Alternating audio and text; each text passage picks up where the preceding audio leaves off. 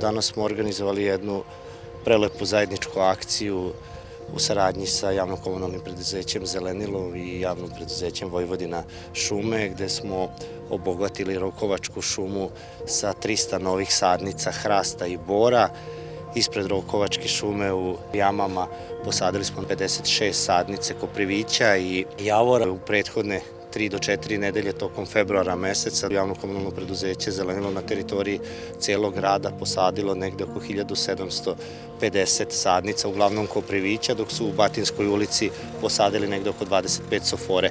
To govori koliko se oni brinu o stanju zelenila i koliko svakodnevno ulažu u popunjavanje zelenila u našem gradu. Mi ćemo sa ovim akcijama nastaviti. Moram da se zahvalim direktorima javno-komunalnih preduzeća koji su se danas ovde pojavili da svima nama pomognu kako bismo što pre završili sa ovom akcijom. Apelujem i na druga preduzeća, na druge organizacije da se aktivno uključe u sadnju kako bismo podigli bar za 1% šumovitost na teritoriji grada Sombora.